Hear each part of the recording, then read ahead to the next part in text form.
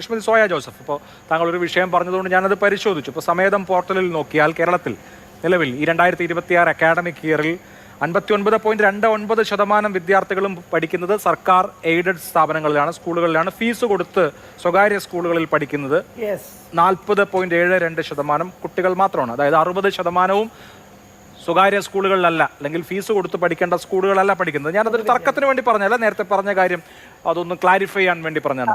അപ്പൊ മന്ത്രി അതുകൊണ്ട് തർക്കം ആ പറഞ്ഞ കാര്യം ഏത് അടിസ്ഥാനത്തിലൊന്നും ഞാൻ ചോദിക്കുന്നില്ല. എന്തോ ഈ വർഷത്തെ എൻറോൾമെന്റ് ആണോ? അല്ല, മൊത്തം ഈ 1ാം ക്ലാസ്സിൽ എൻറോൾ ചെയ്തതിനെ കുറിച്ചല്ല പറയുന്നത്. മുഴുവൻ 1 മുതൽ 12 വരെയുള്ള ക്ലാസ്സുകളിലെ കുട്ടികളുടെ അനുപാതമാണ് പറയുന്നത്. ഞാനത് തർക്കത്തിന് വേണ്ടി പറഞ്ഞാൽ ഇവിടെ ഇപ്പോ മന്ത്രിക്ക് വരുന്ന അദ്ദേഹത്തിന് വരുന്ന തോന്നലുകൾ അവതരിപ്പിക്കുമ്പോൾ ഉണ്ടാവുന്ന പ്രശ്നമാണിതെന്നാണ് എനിക്ക് തോന്നുന്നത്. എന്തുകൊണ്ട് ഇപ്പൊ നാളെ പ്രിയദർശിനി ബസ്സിൽ കയറാൻ പോകുന്ന ഒരു വനിതയെ സംബന്ധിച്ച് ഞാനൊരു ഔദാര്യം പറ്റുകയാണോ എന്ന തോന്നലുണ്ടായാൽ, ഈ പരാമർശങ്ങൾ കൊണ്ട് ഞാനൊരു ഔദാര്യം പറ്റുകയാണോ, ഞാൻ സർക്കാരിൻ്റെ സൗജന്യം പറ്റുകയാണോ, ഞാനത് അർഹിക്കുന്നതാണോ എന്നൊരു തോന്നലുണ്ടായാൽ അത് മതിയല്ലോ. യഥാർത്ഥത്തിൽ എന്താണ് സർക്കാരിൻ്റെ പ്രശ്നം? ഇപ്പോൾ പ്രിയദർശിനി ബസ്സുകൾ വനിതകൾ ധാരാളം ഉപയോഗിക്കുന്നുണ്ട്. അവർക്ക് തന്നെ ഒരു മനസാക്ഷി കുത്തു തോന്നിയിട്ട് അവർ ടിക്കറ്റ് എടുത്ത് കയറേണ്ട ബസ്സുകളിൽ കയറിക്കോട്ടെ. അങ്ങനെ സർക്കാരിൻ്റെ ഡ്രീം പ്രൊജക്ട് ആളില്ലാതെ ആവട്ടെ എന്ന് വിചാരിക്കുന്നുണ്ടാവുമോ? ഇത്തരത്തിലൊന്നും വ്യാഖ്യാനിക്കപ്പെടേണ്ട ഒരു പരാമർശവും അദ്ദേഹം നടത്തിയിട്ടില്ല. നിങ്ങൾക്ക് കൃത്യമായിട്ട് അറിയാം, അദ്ദേഹം 3 കാര്യങ്ങളെ പറ്റിയിട്ടാണ് അവിടെ പറഞ്ഞത്.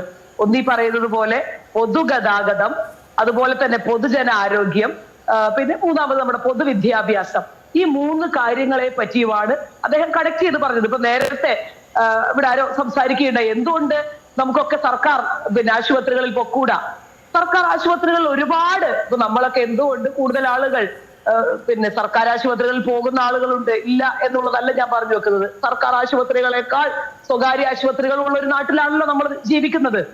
അത് സ്വാഭാവികമായിട്ടും അങ്ങനെയാണല്ലോ. അപ്പൊ അതുകൊണ്ട് അതിന്റെ കാരണം എന്താണ്? ഞാൻ പറഞ്ഞത് സത്യങ്ങൾ പറയാതിരുന്നത് കൊണ്ട് യാതൊരു കാര്യമില്ല. സത്യങ്ങൾ പറയാതിരുന്നത് കൊണ്ട് യാതൊരു ഗുണവും ലഭിക്കുന്നില്ല. അദ്ദേഹം പറഞ്ഞതിൽ എന്താണ്, ഞാൻ നേരത്തെ പറഞ്ഞതുപോലെ എന്താണ് ഇതിലൊരു വാസ്തവ വിരുദ്ധത എന്ന് എനിക്ക് മനസ്സിലാവുന്നില്ല. സർക്കാരിന്റെ സംവിധാനങ്ങളിൽ അത് ആളുകൾ കൂടുതൽ വരുന്നത് കൊണ്ടാവാം, അവിടുത്തെ സംവിധാനങ്ങളുടെ തകർച്ചകൾ കൊണ്ടാകാം, ഒരുപാട് പ്രശ്നങ്ങൾ സർക്കാരിന്റെ ആരോഗ്യ മേഖലയിലാവട്ടെ, വിദ്യാഭ്യാസ മേഖലയിലാകട്ടെ, ഗതാഗത മേഖലയിലൊക്കെ ഉണ്ട്. അതിനെ കുറെ കൂടെ മെച്ചപ്പെടുത്തുക. അദ്ദേഹം തന്നെ പറയുകയുണ്ടായി, ഞാനിത് സ്വയം വിമർശനാത്മകമായിട്ട് പറഞ്ഞൊരു കാര്യമാണ്. കാരണം ഞങ്ങളെ പോലെയുള്ള കേരളത്തിലെ രാഷ്ട്രീയക്കാർക്ക് അത് മനസ്സിലായില്ല. എന്തുകൊണ്ടാണ് നേരത്തെ BJP-യുടെ പ്രതിനിധി ഇവിടെ പറയുന്നത് കേട്ടിട്ടുണ്ടാവും, കേരളത്തിലെ ഒരു സ്ത്രീയും സമരം ചെയ്തത് കൊണ്ടല്ല ഇത് കൊടുത്തതെന്ന് പറഞ്ഞു. അപ്പൊ അതിന്റെ അർത്ഥം സ്ത്രീകൾക്ക് ഇത് ആവശ്യമില്ലായിരുന്നു എന്നാണോ? അങ്ങനെ ആവശ്യമില്ലായിരുന്നു എന്നാണെങ്കിൽ എന്തുകൊണ്ടാണ് സ്ത്രീകൾ അതിലേക്ക് കയറുന്നത്? വലിയ രീതിയിലുള്ള അതല്ലല്ലോ ഞാൻ ചോദിച്ചതുപോലെ. അതായത് നാളെ ഒരു സ്ത്രീക്ക്, ഇതുവരെ ഒരു സ്ത്രീ അവരുടെ ആ ജെൻഡറിന്റെ ആഘോഷമായി തന്നെ നേരത്തെ അനു ഇവിടെ സൂചിപ്പിച്ചതുപോലെ പെൺകുട്ടികൾ, കോളേജിൽ പഠിക്കുന്ന കുട്ടികളാവട്ടെ, ജോലി ചെയ്യുന്ന സ്ത്രീകളാവട്ടെ, അവരുടെ അവകാശം എന്ന നിലയിൽ കണ്ട ഒരു കാര്യത്തെ ഒരു ജെൻഡർ സ്പെസിഫിക് പദ്ധതിയെ, ഇതൊരു ദാരിദ്ര്യ ലഘൂകരണ പദ്ധതിയായിട്ടല്ലല്ലോ സർക്കാർ അവതരിപ്പിച്ചത്, ജെൻഡർ സ്പെസിഫിക് ആയിട്ടൊരു പദ്ധതിയാണ്, ഒരു ജെൻഡർ പ്രോജക്റ്റാണ്. അപ്പോൾ ആ നിലയിൽ അവരുടെ അവകാശമായി കണ്ട ഒരു കാര്യത്തെ ഞാൻ അതിദരിദ്രർക്ക് വേണ്ടിയുള്ള ഒരു പദ്ധതി മോഷ്ടിക്കുകയാണോ എന്ന മനോഭാവത്തോടു കൂടിയാണ് നാളെ ആ പദ്ധതിയുടെ ഗുണഭോക്താവുന്നതെങ്കിൽ അവർക്ക് ആത്മാഭിമാനത്തോടു കൂടി ആ ബസ്സിൽ കയറാൻ കഴിയോ? ഇതാണ് ഇവിടുത്തെ ഫണ്ടമെന്റൽ ആയിട്ടുള്ള ചോദ്യം. അതിനെ റദ്ദ് ചെയ്യുന്ന ഇത് എല്ലാവരും അല്ലെങ്കിൽ എല്ലാ സ്ത്രീകൾക്കും വേണ്ടിയുള്ളതാണ് എന്നുള്ളതിനെ റദ്ദ് ചെയ്യുന്ന എന്ത് സ്റ്റേറ്റ്മെന്റ് ആണ് അദ്ദേഹം നടത്തിയതെന്ന് എനിക്കിപ്പോഴും മനസ്സിലായിട്ടില്ല. ഞാൻ നേരത്തെ പറഞ്ഞല്ലോ, ഇത് 3 കാര്യങ്ങളെ കണക്ട് ചെയ്ത് അദ്ദേഹം സംസാരിച്ചതാണ്.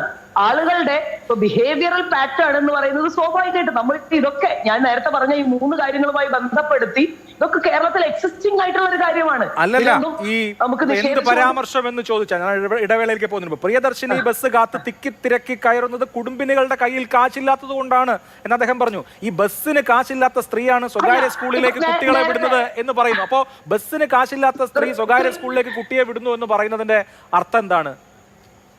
അല്ല, അത് ഇപ്പൊ കേരളത്തിലെ ഒരു പൊതുബോധത്തെ സംബന്ധിച്ച് ചർച്ച ചെയ്താണ്. ഇപ്പൊ നേരത്തെ CPM-ന്റെ പ്രതിനിധി സുജാത മാം ഇവിടെ പറയുകയുണ്ടായിരുന്നു, ആളോഹരി വരുമാനത്തിന്റെ കണക്ക് പറഞ്ഞ് ഈ നാട്ടിൽ ദരിദ്രയായിട്ടുള്ള സ്ത്രീകളില്ല എന്ന് പറഞ്ഞു വെക്കാൻ കഴിയോ? അത് പറഞ്ഞു വെക്കാൻ കഴിയോ? ആളോഹരി വരുമാനം, ഒരു സ്ത്രീകൾ ഈ നാട്ടിലെ മുഴുവൻ സ്ത്രീകളും കോൺട്രിബ്യൂട്ട് ചെയ്യുന്നു എന്ന് പറഞ്ഞു കഴിഞ്ഞാൽ ഈ നാട്ടിൽ ഒരു സ്ത്രീ, ഇന്ത്യയിലെ ഓരോ സ്ത്രീകളും 10,000 രൂപ വെച്ച് കോൺട്രിബ്യൂട്ട് ചെയ്യാൻ കഴിവുള്ളവരാണ് എന്ന് ആളോഹരി വരുമാനത്തിന്റെ അടിസ്ഥാനത്തിൽ അല്ലെങ്കിൽ കോൺട്രിബ്യൂഷന്റെ അടിസ്ഥാനത്തിൽ പറയുമ്പോൾ ഈ നാട്ടിൽ എല്ലാവരുടെയും കയ്യിൽ 10,000 രൂപയുണ്ടെന്നാണ് അതിന്റെ അർത്ഥം. അങ്ങനെയല്ല. ഈ നാട്ടിൽ അതിന് കഴിവ്, ഞാൻ പറഞ്ഞതേ, ഈ സ്ത്രീകൾ എന്ന് പറയുന്നത് അവരുടെ കുടുംബനാഥൻ, ഞാൻ നേരത്തെ പറഞ്ഞതുപോലെ തന്നെ ദാരിദ്ര്യമില്ലെന്നോ സ്ത്രീകൾക്ക് ദാരിദ്ര്യമില്ലെന്നോ ഒന്നും അല്ല ഉദ്ദേശിച്ചത്. എനിക്കൊരു ഇടവേള അത്യാവശ്യമാണ്. ഇടവേളയ്ക്ക് ശേഷം നമുക്ക് ആ ചർച്ചയിലേക്ക് മടങ്ങിയെത്താം.